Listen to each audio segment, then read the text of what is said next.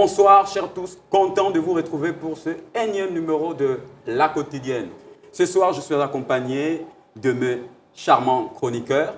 Donc, à ma droite, j'ai la ravissante Florida. Bonsoir. Bonsoir Bernie. Comment allez-vous? Je vais très bien par la grâce de Dieu. Très, très ravissante ce soir. Merci. Quelle est la magie ou la potion que vous faites pour être très belle ce soir?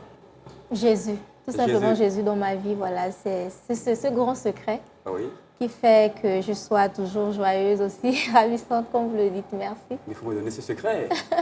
Ok, d'accord. À ma gauche, l'imperturbable, l'incontournable, Jérémy Mapango, bonsoir. Bonsoir Bernie. Comment allez-vous? Je vais bien, merci. Il n'y a pas eu trop de tracasseries? Non, non, ça va, ça va. Aujourd'hui, je ne suis pas venu en hélicoptère, mais ça va, je suis arrivé à temps. Okay. Donc, comme thématique de ce soir, nous allons aborder la hausse du prix de transport. Donc, depuis que le Gabon, donc bien le monde, on dit le monde, on est dans la crise sanitaire de la Covid-19, il y a une hausse sur le prix de transport. C'est dû à quoi? Pourquoi cette hausse sur le prix de transport? Florida. Merci Bernie pour la parole. Bon, déjà que je ne suis pas chauffeur, voilà, je n'ai pas de véhicule, je ne pratique pas ce métier.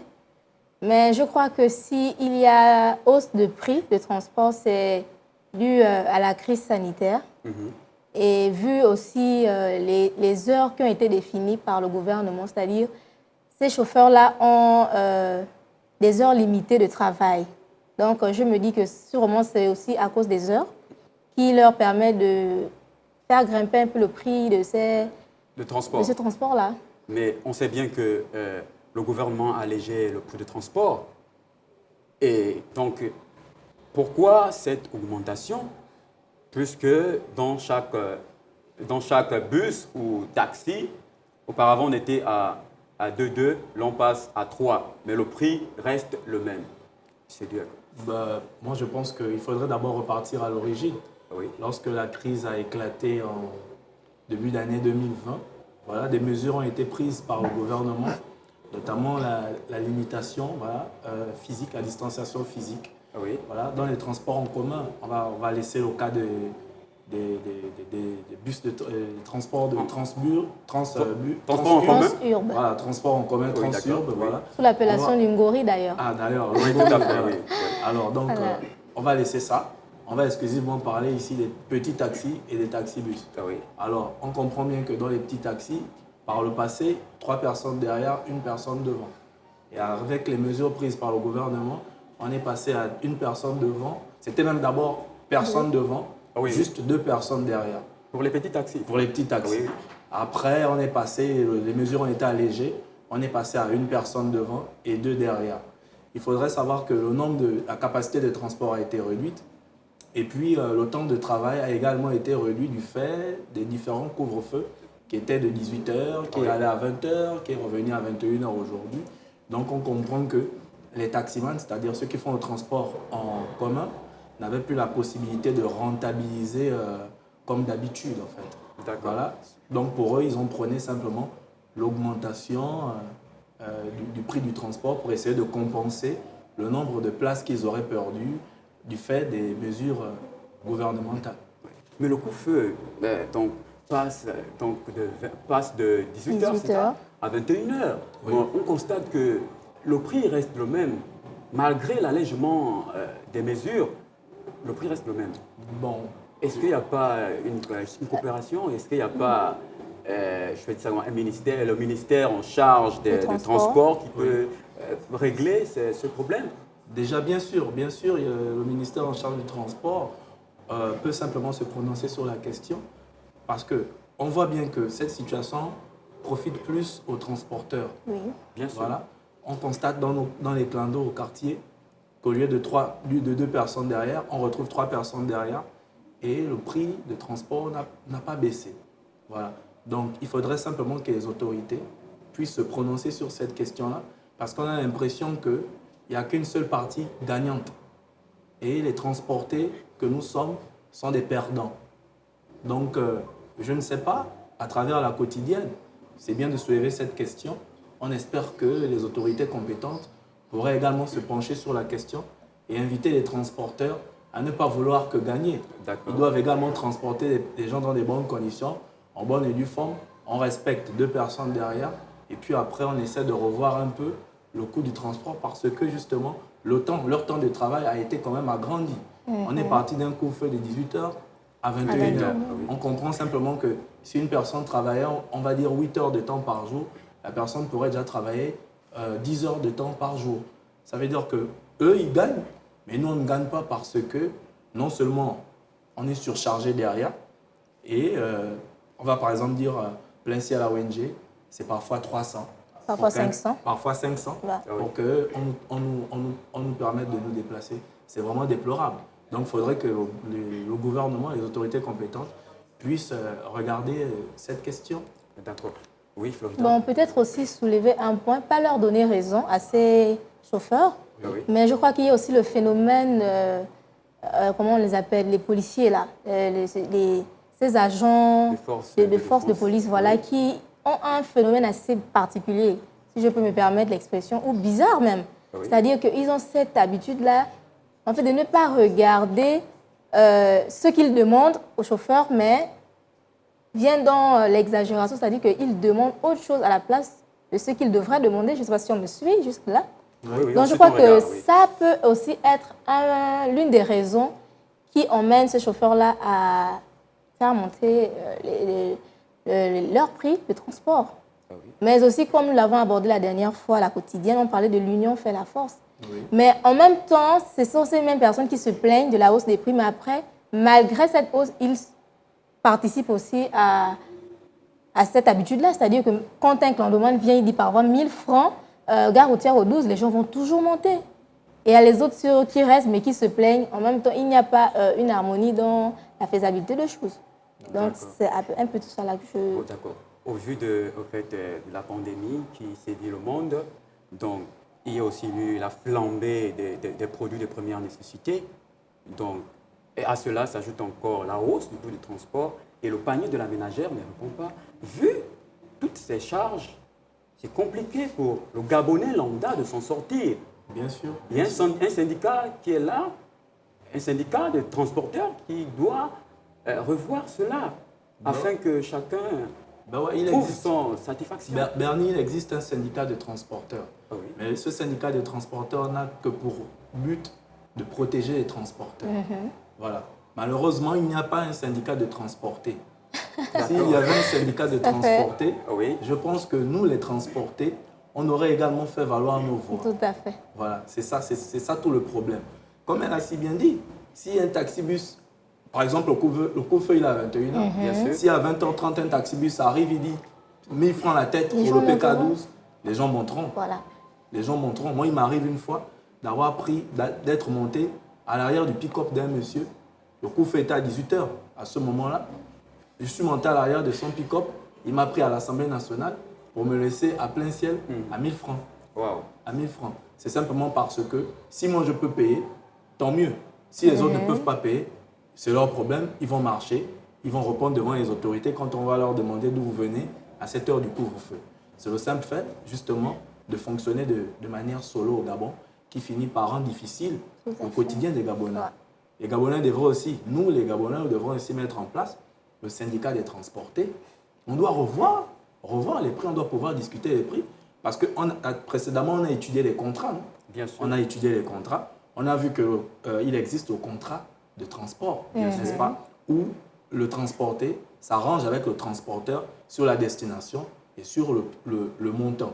Alors, si nous, on peut mettre en place un syndicat de transportés, on pourrait simplement s'accorder avec les transporteurs sur le fait de redéfinir les coûts et les distances. Bien sûr. Voilà. Donc, on constate qu'en passant de la gare routière au 12, à ONG, au vendo, dragage, le montant, donc tarifaire, c'est 500 francs. Oui, là même ça dépend. Ce n'est plus géré.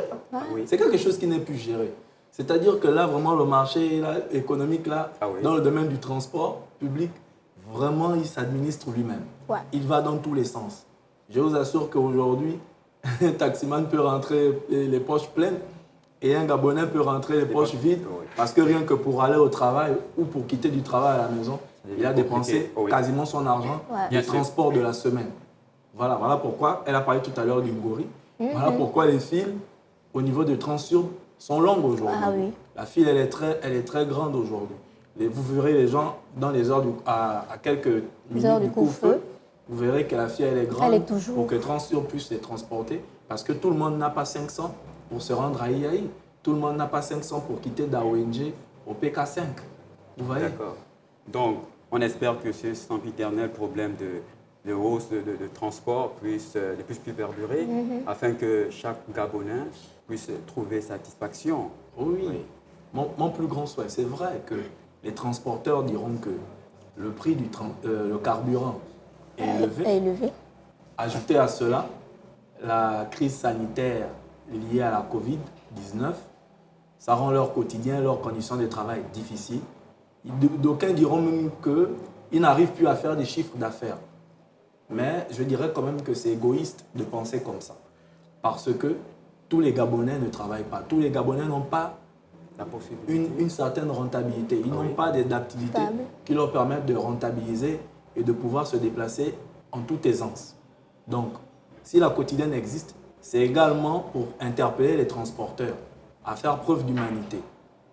À vraiment faire preuve d'humanité en arrêtant de se prendre pour des rois.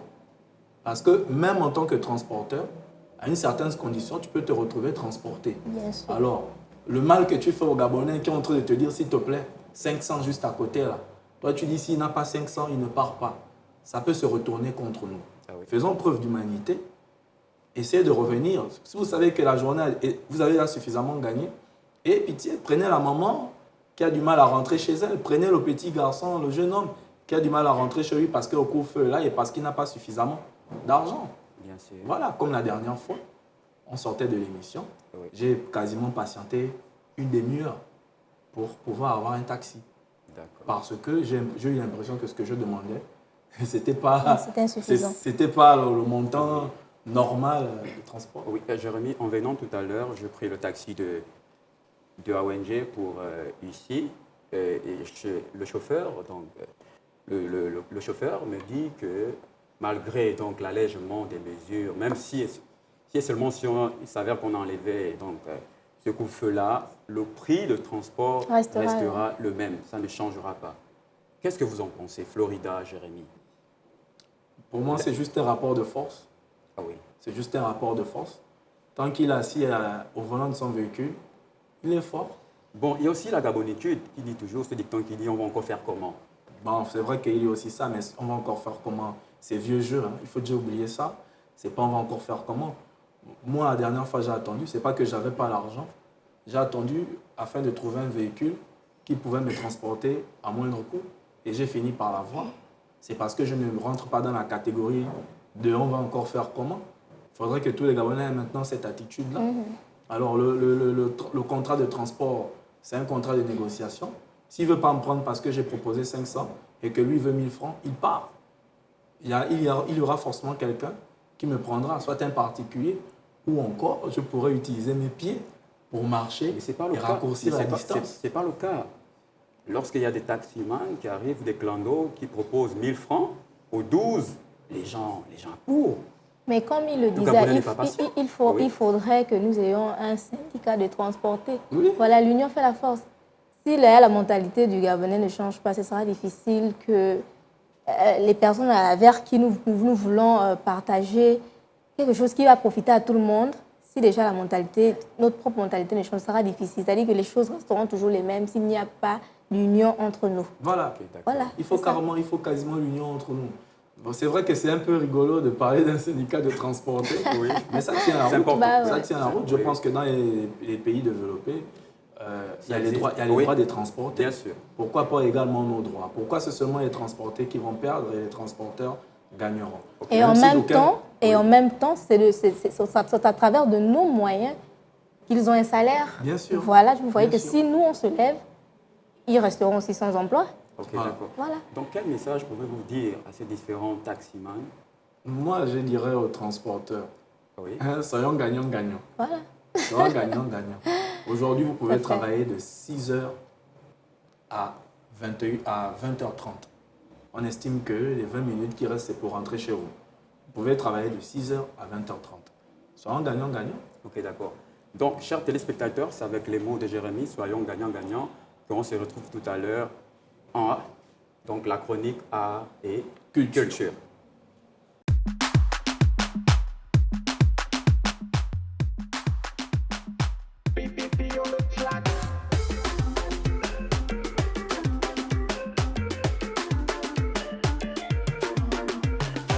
Toujours Kérosène Boulevard, équilibre et ma double prod.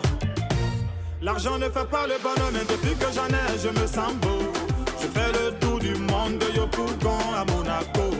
Quand Yamien te bénit, aucune porte ne t'est fermée. Les moments de galère sont des mauvais souvenirs. Car le second nom de Dieu, ça ne te presse pas. Si tu travailles dur, tu as toutes les chances de t'en sortir. Le deuxième nom de Dieu, ça ne te presse pas. Petit à petit, forcé pour toi va sortir. Avant quand je parlais, personne ne voulait m'écouter. Maintenant le boss c'est moi, ce que je dis c'est ce qu'on fait. Enfant de Siporès, aujourd'hui mange à la table des rois. Les moments de galère sont des mauvais souvenirs. Car le second nom de Dieu, ça ne te presse pas. Si tu barres, tu as toutes les chances de t'en sortir. Le deuxième nom de Dieu, ça ne te presse pas. Petit à petit, forcé pour toi pas sortir. Sababou, René Hamilton. Yeah, Sababou, Prince Peter Fian, Mano TGV. Sababou, Jessie. Lelele, Sababou, Momo Hero, Camara Lai, Jean-Louis Grabat.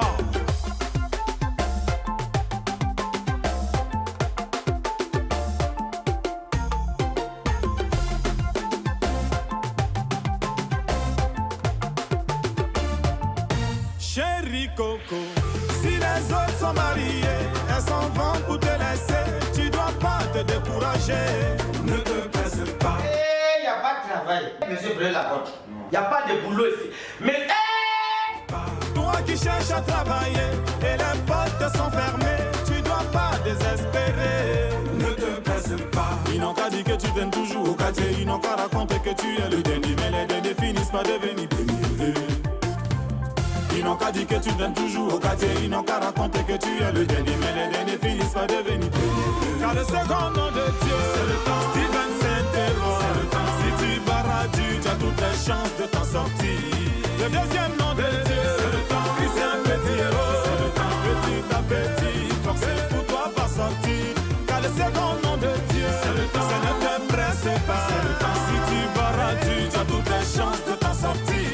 Le deuxième nom de Dieu, c'est le temps. Ça ne te presse pas.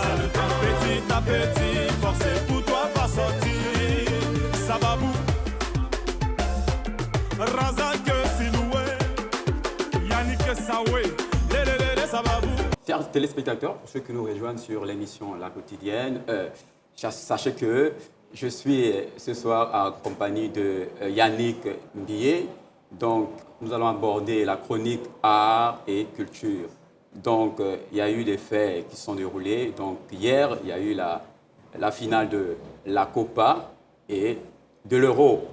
Donc, Yannick, qu'est-ce que vous pensez de la finale de la Copa au vu des résultats de Lionel Messi? Beaucoup pensent que Lionel Messi serait le joueur qui aura le futur Ballon d'Or. D'accord, d'abord, merci beaucoup de m'avoir invité sur ce plateau. Ah oui. Voilà, c'est une première de voir une telle émission qui permet un peu à des jeunes de pouvoir s'exprimer, voilà, de pouvoir partager des expériences aussi bien juridiques que sportives. Donc, je tiens vraiment à vous remercier d'abord pour l'invitation. C'est nous qui vous remercions. D'accord, merci. Ok. Bon, maintenant, c'est comme vous le disiez, nous avons eu hier dimanche, deux finales. D'abord, concernant la Copa América qui a eu lieu aux environs de 1h du matin. Oui, 1h. Voilà, et après, nous avons eu la finale de l'Euro qui a eu lieu, je pense, aux environs de 20h. 20h, oui, tout à fait. Voilà. Donc, concernant les faits marquants, nous avons eu le match, voilà, cette finale de la Copa qui a eu à avoir deux nations vraiment très fortes concernant le football mondial, pour ne pas dire également américain, le Brésil et l'Argentine, se sont affrontés pendant 90 minutes. Voilà, donc il y a tellement eu de choses qui se sont passées. Nous avons eu à voir le sacre, bien sûr, de l'Argentine, voilà, qui a eu à s'imposer sur un score de 1-0 par un magnifique, et pour ça, très, très magnifique but de l'Argentin, Angel Di Maria, qui a eu à marquer à la 22e minute. Voilà, et on s'est rendu compte qu'au cours du match, les Argentins n'ont pas vraiment encore pu vraiment développer leur jeu, mais ils se sont beaucoup plus campés dans le secteur défensif. Bien sûr. Voilà, c'est-à-dire que les assauts de Neymar et ses coéquipiers les ont un peu perturbés. Voilà, donc on n'a pas vraiment eu à voir, après cette 22e minute, une équipe argentine vraiment souveraine comme on attendait de le voir. Bon, maintenant, concernant les remarques qui ont peut-être été faites, voilà, on s'est rendu compte que Neymar qui était vraiment attendu durant ce match, n'a pas vraiment donné. Bon, il s'est quand même battu, mais on n'a pas vraiment eu des résultats escomptés. On ne l'a pas vraiment trouvé percutant comme durant la phase de poule, la demi-finale, tout ça.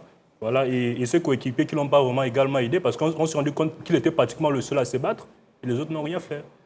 Bon, le fait, autant pour moi, le plus marquant, c'est que tout le monde s'accorde à dire que c'est Lionel Messi qui sera ballon d'or, c'est-à-dire qu'il aura son 7e ballon d'or. Le 7e sacre. Moi, j'aimerais savoir sur quelle base. Effectivement. Sur quelle base Messi sera le futur ballon d'or. Sur quels critères aussi. Sur quels critères. Voilà. Effectivement, je pense que c'était ce qui a un peu eu à défrayer la chronique. Bien sûr. Sur les réseaux sociaux. Certains s'accordent à dire que, étant donné qu'il remporte cette Copa qu'il a tant recherchée, parce qu'il faut le rappeler, que Lionel Messi, depuis qu'il joue en équipe A, c'est-à-dire avec les seniors, il n'a jamais remporté de trophée majeur. Il s'est buté à chaque fois en finale, que ce soit contre l'Allemagne, ou contre le Chili, je pense, il a perdu la finale de cette Copa. Je pense à 2 ou 3 reprises. Voilà, donc c'était vraiment le trophée le plus frisé par notre jeune ami. Maintenant qu'il a remporté, certains s'accordent à dire qu'au vu de sa Coupe d'Espagne qu'il avait eu à remporter, donc il faudrait déjà qu'on puisse l'attribuer le ballon d'or puisqu'il a également eu à remporter ce trophée. Donc ça, c'est une opinion. Mais d'autres opinions s'élèvent et s'opposent en disant que c'est pas suffisant. Justement, moi j'aimerais dire à ces personnes-là, il faudrait savoir si parce que Messi a gagné la Copa América, qu'il est légitime pour obtenir le ballon d'or.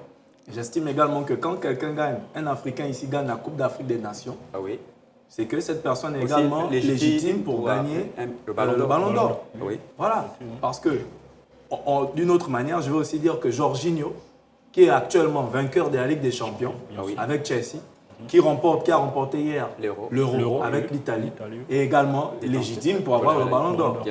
Cela revient à dire aussi que N'Golo Kanté, le milieu de terrain de Chelsea, qui a remporté avec des champions cette saison, est également légitime pour avoir le ballon d'or. Donc en gros, il faudrait déjà que ces personnes-là sachent que cette façon de voir-là ne tient pas la route. Parce que pour ma part, les joueurs les mieux en lice pour devenir les ballons d'or, il y a les joueurs de Chelsea. Ce n'est pas parce que je suis un fan de Chelsea que je le pense. On a ici Jorginho, déjà, qui vient de gagner 2 trophées majeurs. L'Euro et la Ligue des Champions. Jorginho, en août, jouera la Super Coupe contre un club espagnol, je pense que c'est Ante Séville. Voilà, Ante Séville. Il jouera la Super Coupe. La même année encore, Chelsea va jouer la Coupe du Monde des clubs. Bien sûr, Ça veut dire que Jorginho, tout comme N'Golo Kanté, tout comme Mason Mount qui a joué la finale hier avec l'Angleterre, sont tous éligibles. Très belle prestation. Sont tous éligibles. Il y a tant de joueurs éligibles, mais pourquoi on revient toujours sur Messi? Pourquoi? Il faut nous dire. Parce que j'ai l'impression que le football se résume à Messi et à Cristiano. Effectivement. Bon, Cristiano, on le met déjà de côté. Il a brillamment échoué cette saison. D'accord. Moi, j'ai une question pour vous deux. Quels sont les différents critères qui font en sorte qu'un joueur soit détenteur du ballon d'or? Il y a d'abord, disons, les prestations personnelles du joueur. Individuelles du joueur, merci beaucoup. Individuelles du joueur, qui doivent vraiment être élevées concernant la saison. Après cela, il y a également le nombre de trophées collectifs. C'est-à-dire, on voit s'il a remporté d'abord, du point de vue local, combien de championnats il a eu à remporter, du point de vue international avec son équipe nationale, combien de trophées il a eu à remporter. Et puis bon, là, il y aura aussi peut-être un critère déterminant décisif à ce niveau, c'est-à-dire que ça dépend. il y a des trophées qui ne sont pas vraiment majeurs du point de vue local, comme par exemple la coupe, tout ça. Bon, c'est des choses qui sont un peu négligées. Le coefficient est très bas. Voilà, le coefficient est très bas. Donc, on regarde souvent le championnat. C'est-à-dire si Messi, par exemple, avait remporté la Liga, en parlant de Lewandowski, on regarde si également il a remporté la Bundesliga. Donc, c'est un peu ce genre de trophée, vraiment, si je peux dire, du point de vue collectif, que l'on regarde. Après cela, il y a également, je pense bien, les entraîneurs également qui votent. Oui, il y a les entraîneurs, bien sûr. Voilà, Oui. les entraîneurs qui les votent. médias. Les médias Voilà, aussi. les médias. C'est Et même ça, les joueurs. Fabrizio. Oui, les joueurs Et aussi. même les joueurs également. Voilà, Les joueurs donc- sont les capitaines. Les capitaines. Voilà, les Ouais, capitaines, déjà, effectivement. oui, Voilà. Bon, maintenant, ça, c'est du point de vue des textes. Mais vous savez qu'il y a toujours eu, pour mon ami juriste, qui est là à côté de moi, avec qui nous sommes, c'est vraiment un brillant juriste, que je félicite même de ses différentes prestations dans sa chronique. Nous savons qu'il y a souvent un décalage, vous voyez un peu, entre les textes établis et la pratique. Voilà. Dans la pratique, on s'est rendu compte qu'il y a souvent un peu eu du favoritisme. Il y a eu plusieurs ballons d'or en suivant ces critères qui auraient dû être attribués, par exemple, à Samuel Eto'o. Ah oui, Bien bien sûr. sûr. Voilà, Daniel donc, Eto'o finit troisième. voilà, il finit troisième, ça n'a jamais été attribué. Il y a également l'Espagnol, Andrés Iniesta, Iniesta, oui. qui, En finit, 2010, je crois. qui finit carrément sa carrière sans pourtant avoir un ballon d'or. Pourtant, c'est un joueur qui a vraiment eu à mériter. Oui. Donc, on se rend compte que pour les uns, les critères sont souvent respectés, mais pour d'autres, les critères ne sont pas respectés. Il y a aussi un peu ce côté, excusez-moi, hégémonique, hein, du duo Cristiano Ronaldo et Messi, qui est toujours là pour... perdu. Voilà, Ouais, qui perdu et qui fait un peu ombrage Oui, à à d'autres d'autres joueurs. joueurs, bien sûr. Voilà, et je peux même dire que c'était un miracle de voir que le tout dernier ballon d'or avait été attribué à Modric à cause oui, de ses prestations. oui, oui. Voilà, donc je pense qu'il y a un peu tout ça qui doit jouer. En fait, il faut qu'on essaie un peu de désacraliser un peu ce côté et qu'on s'intéresse réellement aux performances des joueurs. Oui, donc c'est un peu ce que Parce je peux qu'en faire. matière, en parlant des performances, Messi cette saison, il n'a pas gagné la Liga.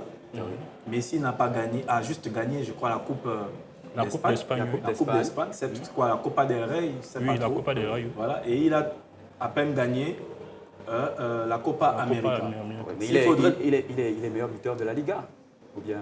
Oui, mais ça ne suffit pas. mais Ça ça ne suffit pas. ça Il ne sort suffit troisième du championnat. Oui. Il sort troisième du championnat, Voilà. dépassé par... Ce sont des critères individuels. Je ne refuse pas. oui. La Liga a par exemple le même coefficient que la Première Ligue. Oui. Je pense que la Première Ligue cette saison a eu pour champion, comment on l'appelle, Manchester City. Manchester City, oui. À Manchester City, il y a eu des brillants joueurs, tels que Raheem Sterling. Kevin De également. Bruyne. Kevin De Bruyne. Raheem Sterling qui a malheureusement perdu la finale hier. Oui.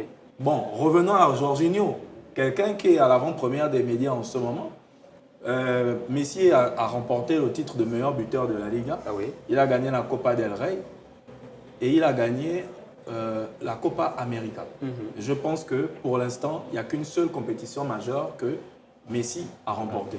Tandis que Jorginho a remporté 2 compétitions majeures, à savoir la Ligue des Champions Et et l'Euro. Pourquoi on ne va pas se pencher un peu plus vers Jorginho, qui est une étoile montante, qui est en train de prouver. D'ailleurs, il est en ce moment le meilleur tireur de pénalty au monde. bien sûr, Malgré le oui. fait qu'il ait raté son Hier, pénalty oui, hier, hier, oui. mais il reste le meilleur tireur de pénalty au monde. Pourquoi on ne va pas regarder ce joueur-là, bon, qui en réalité n'est pas spectaculaire comme Messi. Il ne dribble pas comme Messi, il n'a pas des performances folles comme Messi. Bon, les performances folles de Messi, c'est dans le passé, hein, parce que Messi est en train de partir vers la retraite. Mais pourquoi ne pas regarder Jorginho et laisser un peu Messi aller au garage se reposer? Pourquoi pas? Mais il se fut une année même d'où je me rappelle qu'on avait eu attribué ce ballon d'or à l'Italien, Fabio Cannavaro. Ah oui, le Pourtant- défenseur. Voilà, C'est l'heure de la pourtant, Coupe du premier Monde. défenseur, ouais. oui. Oui, je oui, pense pourtant, que il n'était le pas, monde 2006, je pourtant, crois. il n'était pas Oui. si spectaculaire, mais c'est parce que c'était une étoile montante. C'était une étoile Voilà, montante. d'où je me rebondir. En fait, il faudra tôt ou tard que nous puissions faire la transition. La transition entre ce passage du duo Cristiano Ronaldo et Messi à d'autres jeunes. Vous voyez un peu? Bon, vous Nous parlez avons tout à l'heure compris. des transitions. Oui.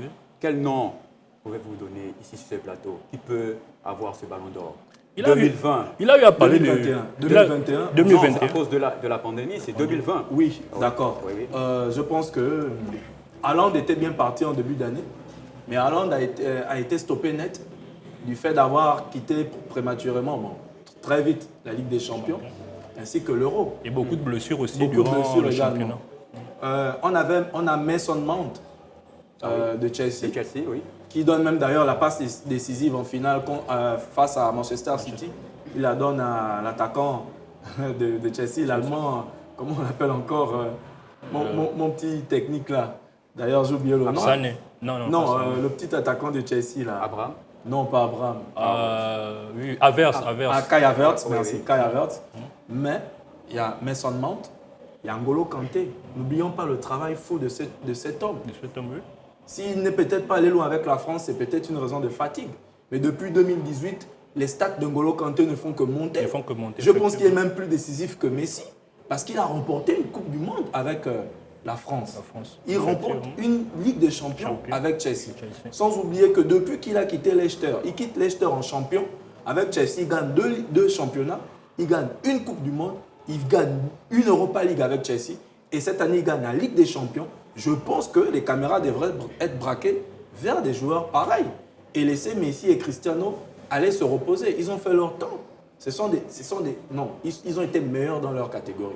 Ils ont brisé toutes les stats. Ah oui. Messi et Cristiano, ce sont des génies. Mais le football avance. Le foot, c'est comme le temps. Ça ne stagne pas. Ça doit avancer. Dire encore qu'aujourd'hui, on va s'appesantir sur Messi pour lui attribuer un ballon d'or, je dirais que ce serait. En parlant d'N'Golo Kanté, je crois que c'était en 2006, là où Eto'o avait tout paraphrasé aussi. Eto'o, oui. Oui, en 2006. effectivement. 2006 Non, 2009 oui. Eto'o méritait le ballon d'or, mais Il méritait malheureusement, le ballon il n'a d'or. pas eu le ballon d'or. Il avait été. Est-ce que c'est Non, pas la même 2008. Oui. C'est 2008. Oui. Lorsque Cristiano Ronaldo remporte avec des champions avec Manchester United, oui. Ronaldo et ballon d'or, Frank Lampard de Chelsea qui avait perdu en finale face à United et ballon d'argent, et N'Golo et Samuel Eto'o ballon de bronze. D'accord. Je pense qu'en réalité, les prestations d'Eto'o n'étaient pas moindres. Oui. Les prestations d'Eto'o étaient remarquables. Il mérite. Revenons même en 2010, quand Eto'o est chassé par Pep Guardiola du Barça, Oui. Eto'o est repêché par José Mourinho à l'Inter Milan. Il part même pour 0 €. Oui. Il avait été laissé libre. Oui. Il fait une énorme prestation. Bien sûr. Il a joué attaquant, il a joué milieu de terrain, il a même joué latéral. Et il a remporté, il élimine le Barça en demi-finale et il remporte la Ligue des Champions 2010. Samuel Eto'o n'a toujours pas eu de ballon d'or. On se poserait, permets-moi, on se poserait également la question, pourquoi depuis l'actuel président... Gianni Infantino. Non, le président du Libéria, Georges Weah. Weah. Ah oui. Pourquoi depuis Georges Weah, des Noirs, ou Non du plus. moins des Africains, n'ont plus pu avoir le ballon d'or? C'est la question que je voulais vous poser tout à l'heure. Merci. Ça n'a pas de sens. Pour moi, ça n'a pas de sens. On parlait de Mbappé en début d'année, on comprend que Mbappé n'a rien eu, même le championnat français à côté. Il a peut-être eu la Coupe de France, il n'a pas eu l'Euro. On peut déjà le mettre de côté, mais il reste ici N'Golo Kanté. Il reste ici, voilà, pas mal de joueurs africains, pas mal de joueurs noirs qui pourraient quand même avoir la Ligue des Champions, le Ballon d'Or. Mais est-ce qu'il n'y a pas l'influence du politique dans le football? Effectivement, c'est ce côté que j'ai un peu voulu... J'ai un peu voulu soulever. En fait, c'est ce qui fait que nous puissions interpeller nos instances qui gèrent le football mondial. La FIFA, voilà, la CAF. voilà. FIFA, ouais. Là, on parle d'une mondialisation, si je peux bien le dire, du phénomène footballistique. Ah oui. Mais nous, les pays africains, nous sommes toujours en train de réclamer. Ah oui. Nous réclamons toujours nos trophées, nos joueurs brillent dans les différents championnats. Bien sûr. On a eu Drogba, nous avons les Drogba, nous avons eu à l'époque. Adebayor, Voilà, cette année encore, nous avons des Mohamed Salah, nous avons des Sadio Mané. Mais pourquoi tous ces joueurs ne sont jamais réellement récompensés? Oui. Voilà, parce que je me dis qu'il y avait... Ils ont des belles prestations. Voilà, ils ne figurent même pas parmi les nominés. Les trois finalistes. Voilà, parmi Ils les sont toujours nominés, mis à l'écart. même parmi les nominés, ils ne sont même pas parmi les 5. Voilà, pourtant, c'est des joueurs qui, le plus souvent, je pense qu'il y a eu une année où en première ligue, où 3 Africains sont sortis meilleurs de joueurs, oui, première des ligue. championnats. Mais On a eu Sadio Mané, Mohamed Salah et Pierre-Emerick Aubameyang. Aubameyang. Mais aucun d'eux ne ne s'est retrouvé parmi les 3 finalistes. Voilà, donc il y a toujours du politique, comme vous disiez, qui joue un peu. Du politique, Mais pas il du point de faudrait vue que ça local cesse. ou du point de vue américain, mais c'est du point de vue mondial. Voilà, il faudrait faudrait que ça cesse. qu'on puisse vraiment s'affranchir de tout cela et qu'on puisse commencer à récompenser chaque joueur. Donc on ose croire que, hormis ces 2 joueurs planétaires qui sont Cristiano et Lionel Messi, il y a un joueur qui va sortir de Et l'ombre surtout pour un avoir Africain. ce ballon d'or. Surtout un Africain ou encore un Noir. Ce serait bien. Ah oui. Ce serait bien de voir un Africain. Un Africain. Noir. Pour ça, nous avons les instances Tu du vois qui football est un mondial. Africain, tu en vois qui en ce moment qui Mais a eu des belles prestations. Moi, je vois N'Golo Kanté. qui a encore de belles compétitions à jouer. Il y a la Super Coupe d'Europe. Comme je l'ai dit tout à l'heure, en août, il y a la Super Coupe d'Europe. Et après, il y a la Coupe du Monde des clubs. Sans oublier que les championnats reprennent au mois prochain. Kanté est naturalisé. Oui, mais il a la peau noire. Ah oui, bien sûr. Il a la peau noire. Bien sûr. Que ce soit un noir qui joue en Allemagne, que ce soit un noir qui joue au Brésil, il n'y a pas eu de noirs. Ballon d'or depuis Georges Weah. Georges Weah. Ok, d'accord. Et hier, il y a suivi la finale de l'Euro. De l'Euro, bien Donc, sûr. Au sorti de là, après les 90 minutes, il y a eu la séance des tirs au but. Et à la fin, on a pu constater qu'on a mis en avant les deux petits. On va dire trois, parce les que trois, Jadon Sancho, il est métis. Il est noir. Les trois derniers tireurs de l'Angleterre, c'était des noirs. C'est un peu bizarre. Pourquoi ce choix de l'entraîneur de mettre ces trois petits? Nous nous sommes tous interrogés parce que, monsieur, en fait, un entraîneur, c'est d'abord un manager. Bien sûr. Et un manager, on met à sa disposition des moyens humains, des moyens matériels et des moyens financiers. Mais cette fois, c'était dans la gestion humaine. Voilà. Vous faites rentrer, disons 2 ou 3 jeunes pour terminer un match. Bon, ce qui peut se comprendre parce qu'ils sont très forts, très performants, il faut le dire. Voilà, ils sont vraiment bons dans le club. Donc ça peut se comprendre que c'était un renfort de fin du match pour essayer de changer la donne sur le terrain. Mais ce qui nous a un peu tous étonnés et qui a vraiment frustré le monde entier, c'est de voir qu'on puisse les mettre en avant comme ça durant la séance des tirs au but. Ce qui nous a un peu étonnés, pourquoi ce management? Voilà, parce qu'il y avait des joueurs expérimentés tels que Sterling. C'est vrai qu'il est jeune, mais il a quand même beaucoup de compétitions. Bien sûr, il a des finales des champions. Nous avons eu des joueurs comme Luke Shaw, qui a d'ailleurs été buteur. Pourquoi il n'a pas tiré? Voilà, il y avait plusieurs joueurs. Kyle Walker qu'on attendait. Mais mettre comme ça, envoyer comme ça des jeunes, moi je peux le dire aujourd'hui, et sans me tromper, à l'abattoir, c'est vraiment compliqué. Parce que ces jeunes, même en venant tirer, on s'est rendu compte que vraiment ils tremblaient. Voilà. Donc c'est-à-dire que c'est des joueurs qui n'ont pas vraiment été préparés, contrairement à ce qu'il a eu à dire. Parce que j'ai un peu eu à suivre certains commentaires de Gareth Southgate. Ah oui. Voilà, l'entraîneur de l'Angleterre. Voilà, il a eu à dire qu'il a eu à sélectionner les meilleurs par rapport à la séance. Oui, c'est pas faux. Mais un joueur peut être meilleur durant les séances d'entraînement. Mais après, il y a la gestion de l'événement. Voilà. Il y a plusieurs supporters, il y a vos coéquipiers qui vous regardent, il y a vos familles qui vous regardent. Donc, il faut un peu plus de maîtrise. Et là, nous pensons qu'il aurait dû envoyer des joueurs expérimentés. Bien sûr. Bon, mais bizarrement, il a eu à envoyer des jeunes, et non seulement des jeunes, mais en plus, excusez-moi un peu, c'est pas que je veux essayer de créer une autre polémique. Des Noirs. Pourquoi seulement des Noirs? Bien sûr, voilà pourquoi moi je dis que c'est une plaisanterie de mauvais goût. C'est une plaisanterie de mauvais goût. Voilà, ça soulève un peu certaines interrogations. Parce que quand il dit qu'il a sélectionné les meilleurs, Bukayo Saka, ce jeune garçon-là, c'était sa première saison en Première Ligue, à part si je me trompe. Le petit, il a brillé, mais ça ne veut pas dire qu'il a de l'expérience.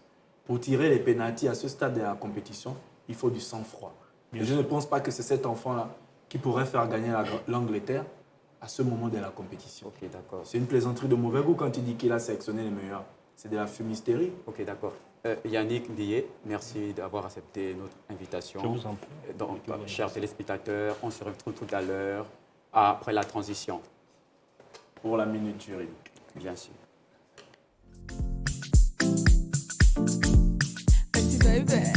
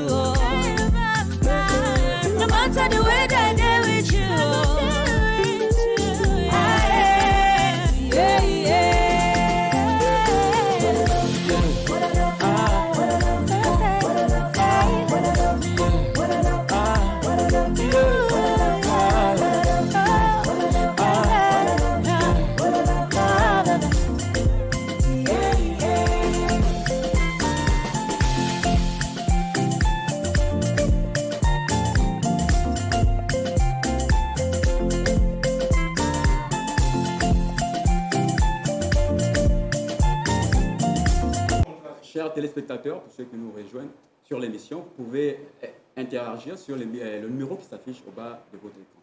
Donc ce soir, nous recevons une personnalité qui n'est que Monsieur Sanis Mindumbi, donc, qui est secrétaire confédéral de la juridiction de la COSIGA. Bonsoir, Monsieur Sanis. Bonsoir, Monsieur Bernier. Comment allez-vous? Je me porte très bien. Il n'y a pas eu trop de tracasseries pour y arriver au plateau? Le pays est en voie de développement et ça nous rassure. Ok, d'accord. Donc, Monsieur Jérémy Mapangou, je vous laisse, Monsieur Sanis, pour quelques questions. On a pas mal de questions qu'on doit lui poser, donc à vous. D'accord. Merci Bernie, déjà. C'est un professionnel que nous recevons ici. Bien sûr. Donc, à vous, téléspectateurs, prenez une feuille et un stylo et prenez des notes. Alors, on va lui bombarder des questions pour expliciter la question du contrat de travail. D'accord. Monsieur Sanis Mindoubi, il est secrétaire confédéral en charge de la juridiction de la COSIGA. Oui. On aimerait déjà savoir qu'est-ce qu'est la COSIGA. Bien sûr. Merci, Monsieur Jérémy. Je voudrais vous dire que la COSIGA, c'est la Confédération syndicale gabonaise qui a été créée en 1969. Et c'était la fusion, donc une fédération 109, et puis c'est devenu, n'est-ce pas, une organisation syndicale, donc une confédération qui a pour mission la défense des intérêts, des droits des travailleurs au sein des entreprises. Merci. Donc en gros, si on comprend bien, lorsque un employé a un litige avec son employeur, il peut se retourner vers la COSIGA. Oui, effectivement. Notre rôle, c'est d'assister le travailleur lorsqu'il y a un différend qui naît en entreprise par rapport à l'exécution de son contrat. Dans ce cas de figure, la COSIGA intervient pour, bien évidemment, amener ce dernier à rentrer de plein droit dans ce qui lui revient. Mais bien évidemment, nous avons aussi la phase normative. Ça veut dire que lorsque l'État doit prendre un texte en rapport avec la vie des travailleurs, l'État doit consulter les organisations des travailleurs.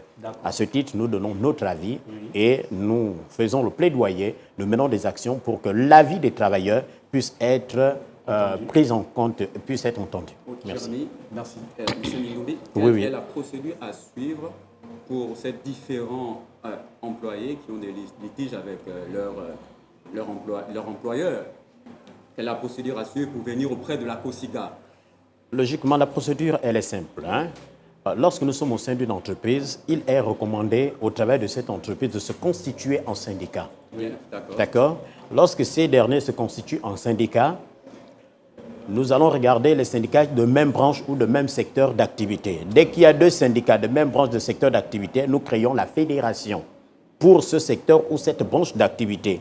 Et avec deux autres fédérations, à partir de ce moment, ça vient au niveau de l'organisation parce que c'est la confédération qui veut dire avec les fédérations. Malheureusement, au Gabon, plusieurs des employés manifestent la réticence quant à la création des outils de défense des droits au sein des entreprises que nous appelons le syndicat. Et dans cette difficulté, ils sont amenés quelquefois à traverser le syndicat, à traverser la fédération pour arriver à la confédération. Et nous n'avons pas d'autre choix que de les assister parce que là, c'est une adhésion directe. Merci. Alors, on va rentrer dans le vif du sujet. On aimerait savoir qu'est-ce qu'on entend par contrat de travail. Oui, c'est vraiment l'élément fondamental même en matière de droit du travail. Le contrat de travail, peu importe.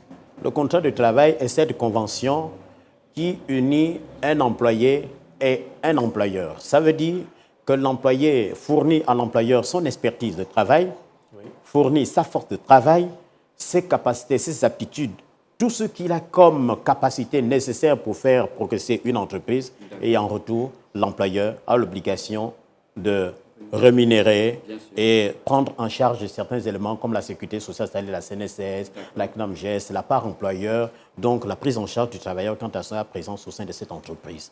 Voici succinctement présenté le contrat de travail. Merci. On va poursuivre avec une autre question. Alors, quelles sont les formes et les différents types de contrats de travail? Oui, effectivement, dans les formes, nous allons trouver deux types. Nous avons la forme orale et nous avons la forme écrite. D'accord? La forme orale, c'est bien évidemment quelqu'un à la recherche d'un emploi qui va vers une entreprise et qui sollicite un poste de travail.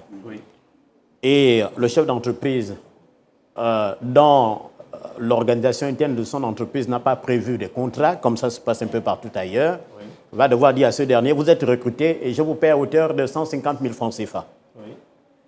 C'est un contrat oral, l'intéressé va commencer à exécuter sa tâche et à la fin du mois, il a la valeur de 150 000 francs CFA. Sauf que le Code du travail a prévu des dispositions pour protéger désormais ce travailleur qui est rentré, n'est-ce pas, dans une forme de contrat oral, en disant, au terme d'un mois, si ce dernier, n'est-ce pas, bascule à un jour de plus, il est en contrat du travail à durée indéterminée, donc il est en CDI.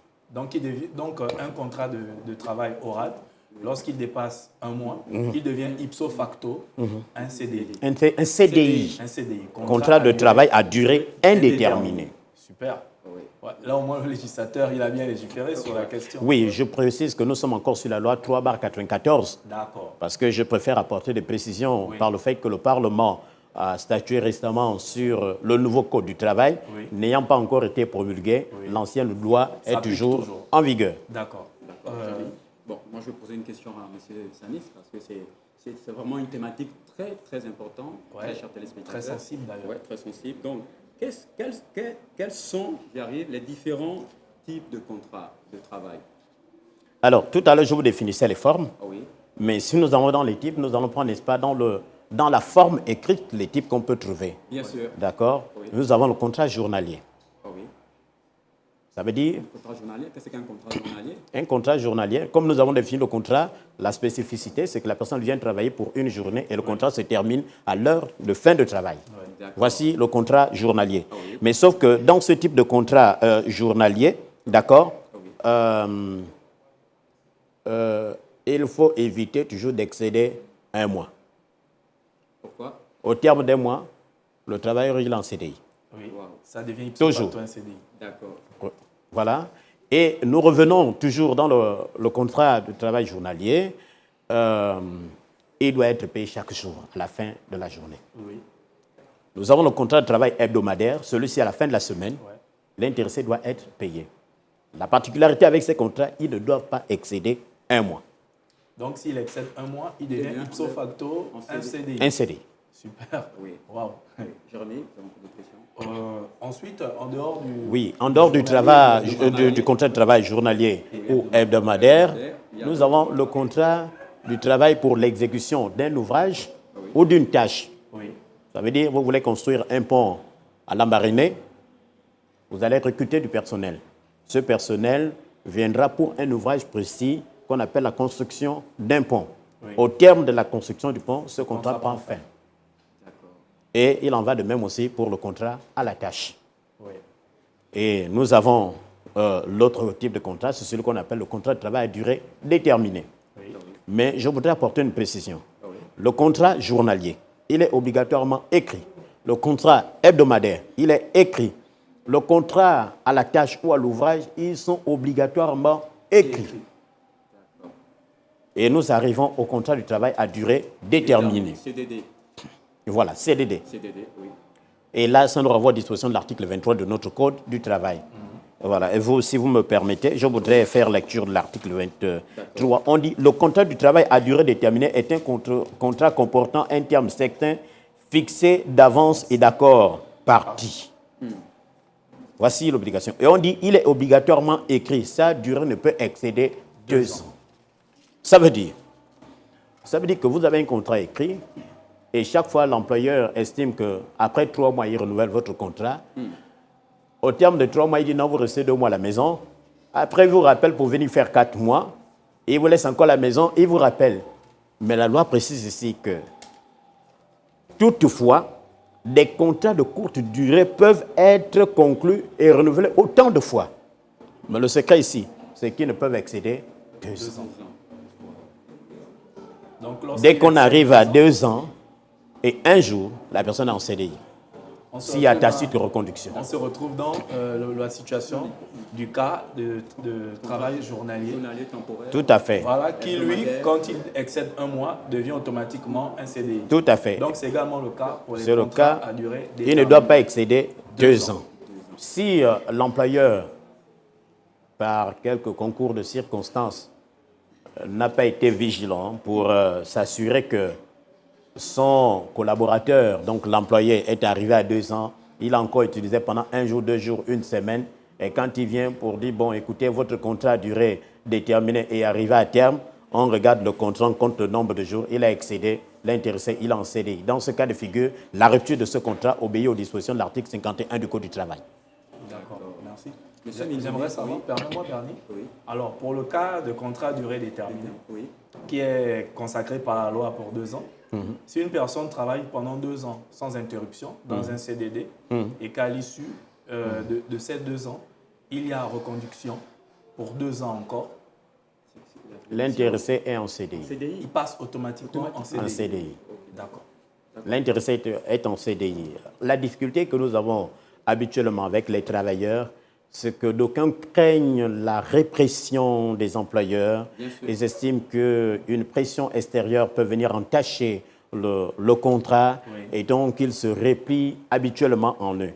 Et les plaintes que nous recevons, c'est quand l'intéressé voit qu'il n'est pas pris en compte dans l'exécution de ces éléments de droit. À partir de ce moment, il se replie vers le syndicat pour dire, bon, je constate que je suis allé à 2 ans, mais encore fait signer un autre contrat de 2 ans, ce qui est une violation de la loi. Donc, M. Jérémy, je rentre dans ce que M. Ndoumbé disait tout à l'heure. Il y a des employés, des employés qui ne savent pas leurs droits, donc le droit de travail. Là, c'est un véritable problème. Donc, il est important de connaître son droit. Parce que si un employé ne connaît pas son droit, on va le déporter de part et d'autre, ce qui n'est pas bon. Là, tout à l'heure, on vient de nous informer. On n'était pas au courant qu'en cas dans un CDD, en cas de dépasser, les 2 ans, explicite ou implicite, ça devient automatiquement un CDI. Oui, bon, vous savez... Temporaire aussi, hebdomadaire, au-delà d'1 mois. Au-delà d'1 mois, on passe automatiquement à un contrat CDI. Oui, vous savez, le principe en droit, il est simple. On dit que nul n'est censé ignorer la loi. Alors, nous, en tant qu'organisation syndicale, qu'est-ce que nous faisons habituellement? Nous dispensons ce que nous appelons les cours d'éducation ouvrière pour enseigner le travailleur sur les différents outils pouvant le protéger au sein d'une entreprise. Quels sont ses avantages et quels sont ses inconvénients? Quels sont ses droits et quels sont ses devoirs? Tout employé a l'obligation de le savoir. Vous allez même constater, lorsque nous faisons une extension dans l'administration publique, vous allez voir un agent public de l'État qui ne connaît même pas ces différents éléments qui sont contenus. Donc, c'est quand même un problème assez gênant, mais avec de telles émissions, nous pensons que régulièrement, ce sera une occasion de faire une remise à niveau, un renforcement des capacités pour ceux qui sont dans l'ignorance. Parce que si vous allez dans certains secteurs, je voudrais dire, vous allez constater, je suis arrivé quelque part, on fait des contrats journaliers aux gens, et ils sont déjà 1 an, on ne fait que faire des contrats journaliers. Je leur ai posé la question de savoir d'où tire-t-il cette loi qui consiste à faire en sorte qu'on ait à 1 an des contrats journaliers. Et plusieurs des opérateurs se comportent de cette façon, induisant ainsi les travailleurs dans l'erreur. Et vous allez voir, ces derniers ne sont même pas immatriculés à la CNSS, ne sont pas reconnus à la CNAMGES, ils n'ont aucune protection, il n'y a absolument rien. Et les heures de travail ne sont pas respectées, ils vont au-delà, donc les heures supplémentaires ne sont pas prises en compte, et un certain nombre, c'est tout un flou qui plane, alors que ces éléments devaient être contenus dans le contrat de travail. Vous dites, la loi me donne 8 heures de travail jour, si je m'en vais à 1 heure de plus, donc 9 heures, ça fait 1 heure de plus, on calcule. C'est 1 heure supplémentaire. Ça doit être contenu dans le contrat. Et les conventions collectives prévoient mieux. Monsieur Sanis Moundi, vous êtes secrétaire confédéral de la juridiction de travail, donc à la COSIGA. Mais en tant que secrétaire, pourquoi ne pas instaurer au fait, des activités au sein des différentes entreprises afin que ces différents employés faire des petits séminaires, puissent être à jour, puissent être acquéris sur le droit du travail. Oui, il faut reconnaître ici que toutes les entreprises existent, mais nous ne pouvons pas agir dans une entreprise si nous n'avons pas les travailleurs qui se reconnaissent en nous. Oui. Nous sommes plusieurs organisations syndicales. D'accord. Donc, pour intervenir dans une entreprise, il faut que les travailleurs se reconnaissent en nous. Ça veut dire que les travailleurs doivent être membres de la COSIGA. On prend une carte d'affiliation, une carte d'adhésion. Dès qu'on a cette carte d'adhésion, ça fait de vous membre de la COSIGA. À partir du moment où vous faites vos réclamations pour dire nous avons besoin d'un séminaire sur les outils du contrat de travail. Oui. Nous nous déplaçons, nous sommes dans l'obligation de respecter notre part du contrat. Pourquoi? Parce qu'il y a eu adhésion. Et dès qu'il y a adhésion, nous avons tout à l'heure les droits et devoirs. Okay. J'ai encore une question, M. Sanis.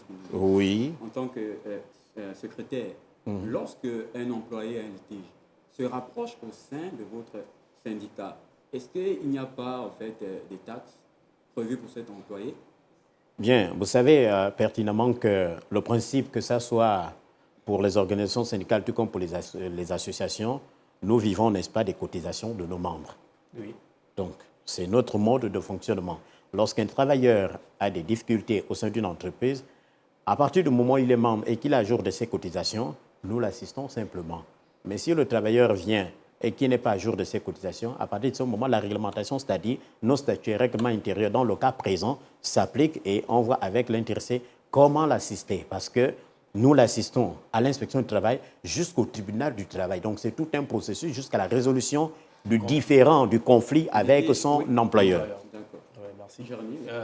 Si on peut rapidement revisiter la question du contrat à durée indéterminée, parce qu'on a parlé du CDD et de tous les autres. Oui, qu'est-ce qu'on peut retenir du contrat à durée indéterminée? Bien, je voudrais préciser que le CDD, d'abord, le contrat à durée déterminée, a la particularité de se rompre à la date convenue. D'accord? Oui. Ça veut dire que si on vous a signé un CDD de 6 mois, arrivé à terme, l'employeur vous notifie, n'est-ce pas, la fin de contrat. Vous arrêtez et il n'y a pas de souci. Oui. Dès que vous avez basculé en contrat du travail à durée indéterminée, à partir de ce moment, la partie la plus compliquée, c'est la rupture de contrat. Pour que la rupture intervienne, il faudrait que soit l'employé ait commis une certaine faute au sein de l'entreprise. À partir de ce moment, les procédures vont commencer par les demandes d'explication. Si la demande d'explication ne convainc pas, on peut vous donner une première sanction. Ça va continuer des sanctions de façon graduelle. Si effectivement les différentes sanctions ne ramènent pas l'intéressé à être en phase avec les obligations, les exigences de la société, qu'est-ce qui va se passer? L'employeur va vous adresser une lettre de convocation en entretien préalable au licenciement. Et lorsque vous êtes là, c'est l'article 51 qui s'applique. À ce moment, on vient vous défendre, on vous assiste, et au terme de cela, l'employeur est libre soit de vous garder, soit de se séparer de vous. Oui, et dans ce cas, s'il se sépare de vous, il va définir, n'est-ce pas, la sanction. Parce qu'il faut voir, est-ce que c'est une faute grave, est-ce que c'est une faute lourde? Ça encore, il faut regarder. Si c'est une faute grave, il vous donne tout ce qui vous revient de droit. Si c'est une faute lourde, effectivement, il va se prononcer, mais nous pouvions toutefois intenter un recours auprès de l'inspecteur du travail, sachant très bien que la compétence de la faute lourde relève du tribunal du travail. D'accord. C'était concernant le CDD, on va passer CDI. Au CDI, merci. Jérémy, une question. Bon, moi, je voudrais juste une petite donnée statistique. Oui. Est-ce que depuis que la COSIGA existe, bon, on va pas repartir dans les années 1969, je crois. Oui. On ne va pas repartir à 69. Est-ce que dans les 10 dernières années, la COSIGA a réussi à sauver les droits, à garantir les droits de ses adhérents? Un taux, combien environ, en 10 ans? Oui, c'est-à-dire la question qui m'est posée, elle est assez pertinente, que je ne gère pas le département statistique. Oui. D'accord, ça c'est le département statistique qui peut évaluer le nombre de conflits nés en entreprise ayant suscité notre intervention jusqu'à la résolution. Mais je peux vous dire que les différents dossiers qui sont passés sous notre juridiction ont connu une issue favorable. Pour le salarié. Pour le salarié. Parce que nous défendons les droits des salariés. Oui. Maintenant, il faut aussi un peu recommander certains salariés à la maturité. Oui. Parce qu'il y en a qui se font licencier pour des fautes que j'ai envie de dire élémentaires. Vous vous absentez gratuitement, sans explication, vous ne vous souciez de rien. Vous voyez, ça met quelquefois les gens en difficulté. Oui. C'est vraiment, sont des difficultés. On va vous aider, mais bon, nous allons arriver jusqu'à obtenir des résultats. Oui. Mais quand vous voyez encore l'ancienneté, le type de salaire, quand on calcule les droits, C'est compliqué parce que d'aucuns pensent que lorsqu'on est licencié, c'est qu'on a absolument 10 millions. Je peux vous rassurer que le mode de calcul, il est tellement différent qu'on peut vous licencier, vous sortez avec 200 000 ou 300 000. Wow. C'est fonction du salaire que vous avez, fonction aussi de la qualification de la faute, que ce soit faute grave ou faute lourde. Donc l'ancienneté joue. Si vous avez moins d'un an, la loi dit que vous avez, article 65 du Code du travail, dit que vous avez 15 jours de préavis. Vous avez un salaire de 150 000, 15 jours de préavis, c'est à peine 75 000 francs. D'accord? On va vous calculer vos congés. À peine pour un an, vous allez avoisiner à peu près 225 000 francs. Vous n'avez pas l'indemnité, n'est-ce pas, de licenciement. Pourquoi? Parce que vous n'avez pas atteint 2 ans. Dans ce cas de figure, c'est compliqué. Oui, c'est compliqué. C'est compliqué. Et donc, nous appelons les travailleurs à la maturité, véritablement à prendre conscience pour la défense de leur bout de pain.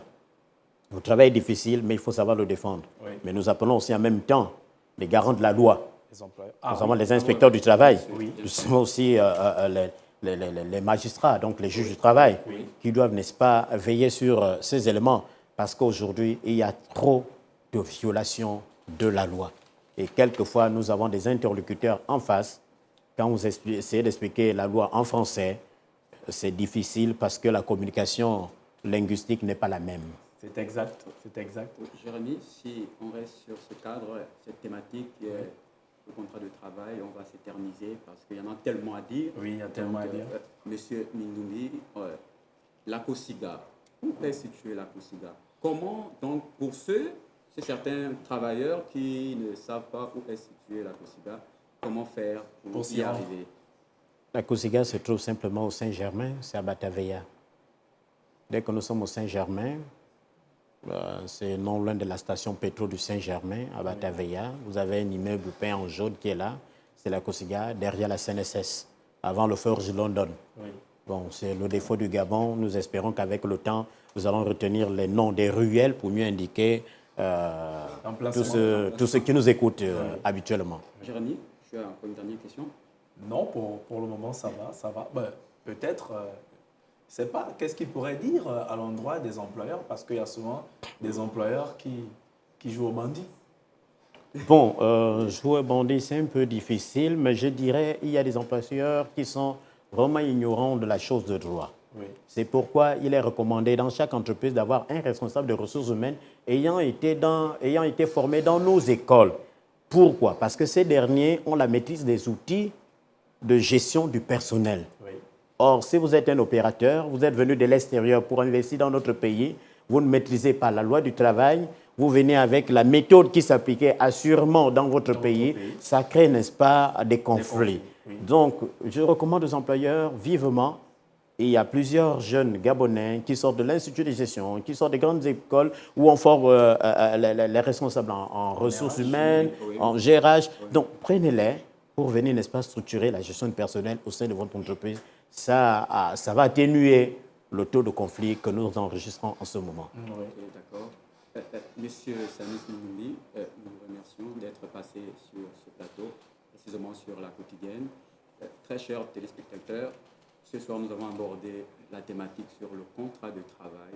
Pour ceux qui ne savent pas leurs droits, rapprochez-vous de la COSIGA afin que ce syndicat puisse vous aider. Donc, c'est sur ces mots qu'on se retrouve tout à l'heure. Merci, monsieur Mindoumi. C'est moi qui vous remercie. Merci.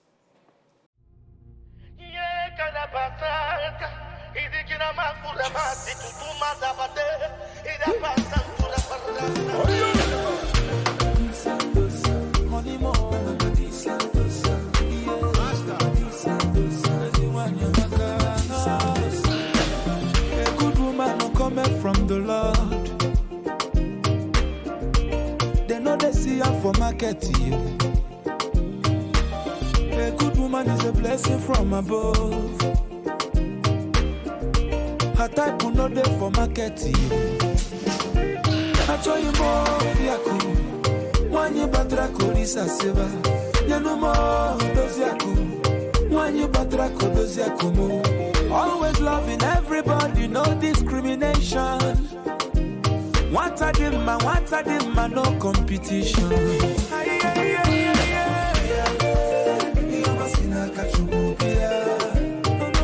Come and see blessings of the Lord.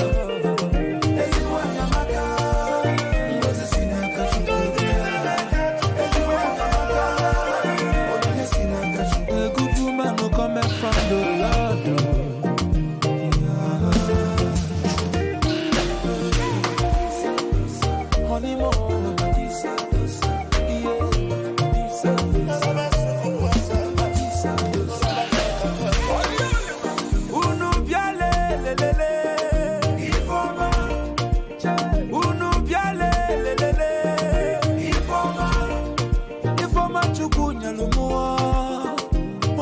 Chuku is a blessing from above.